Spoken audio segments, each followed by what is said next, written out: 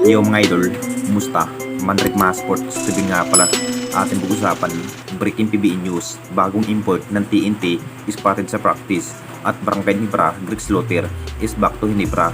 So pagamat 4 na araw pa lamang po, simula na po ng SNB ang kampyonato sa ating liga mga idol, talagang hindi na rin makapagpigil pa ang TNT tropang 5G na makakabawi sa upunan ng SNB dahil na para bang sabik na rin ang TNT tropang 5G mga idol na makakabawi sa upunan ng SNB. Talagang ito na nga ba ang kinaabangan ng lahat mga idol. Masuhugot pa ang TNT tropang 5G ng bagong import. Hindi muna makapaglaro ang kanilang base import na si Rondo Pulis Jefferson mga idol dahil nagre-recover pa lamang po sa guto injury. Balak na rin ng TNT tropang 5G mga idol kukunin na nga ba bilang import ang isang 7-3 na si Bulbul mga idol, at ayon pa rin sa mga source naghahanap pa rin ng TNT tropang 5G ang isang makatapat kay Abay Jun Marpardo sa ilalim. Ito na nga raw ang dahilan, sabi pa rin ni Coach Reyes mga idol, kung saan natalo nga sa finals ang TNT tropang 5G. Lamang na lamang pagdating sa big man ang SMB mga idol, opisyal na nga raw bilang import ang nasabing big man na si Bulbul. Masasabing may katangkaran rin ang player na si Bulbul mga idol na makatapat na kay Abay Jun Marpardo ng SMB. Lagot na dito ang SMB mga idol kung matutuloy kukunin ang nasabing big man. Nag-average lamang po ang nasabing player na si Bulbul mga idol na may 30 points. Masasabing maganda rin ang kanyang ilalaro. Kailangan pa rin ng big man ng TNT tropang 5G mga idol dahil ang problema pa rin ni Coach Reyes, itong si Abay Jun Marpardo. Ito na rin ang dahilan kung bakit hindi pa rin makatalo-talo ang TNT tropang 5G sa laban sa finals ng TNT tropang 5G. Hindi na rin mag-aksaya ng panahon itong si Coach Reyes mga idol para maghanda sa susunod na laban. Kung kaya pa nga bang ang SMB tatalunin para sa Commissioner Cup ang TNT tropang 5G.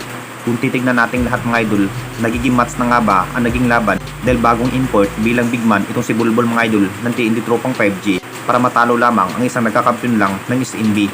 At dito na naman tayo sa isa pa nating balita. Barangay Ginebra, Greek Slaughter is back to Ginebra, pumirma ng bagong kontrata. Alam na nating lahat mga idol, talagang hindi lang ang TNT tropang 5G ang nagkaproblema pagdating sa big man. Isa na rin ang Barangay Ginebra, masasabing napupunta na nga ba muli ang nasabing ex-Ginebra player na si Greek Slaughter mga idol. Marami pa rin ang nagsasabi mga idol, isa na rin si Greek Slaughter na mapupunta sa kampo ng ating Barangay Ginebra. Talaga bang hindi pa rin palalampasin ng ating Barangay Ginebra na mangyari sa Philippine Cup mga idol? Kakulangan pa rin ang inabot pagdating sa big man.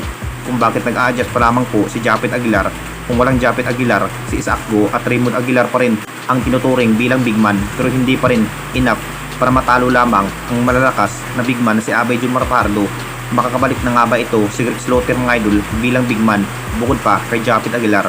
Sigurado mapapalakas ang magiging makakatamdim ng Barangay Ginebra na may Greek Slaughter sa lineup. Hindi pa rin magagalaw ang naging lineup ng ating Barangay Ginebra kung saan pero makukuha na rin na mas aggressive sa big man. Si Greek Slaughter pa rin ang napili mga idol na numbalik na naman ang solidong lineup sa depensa ng Jenkins. Lagot na rin ang SNB dito mga idol. Dalawang big man nga ang makakarap ng SNB, itong si Japet Aguilar at Greek Slaughter. Siguradong mahihirapan na rin mapigilan pa itong si Abay Jun Marpardo pagdating sa Bindideria.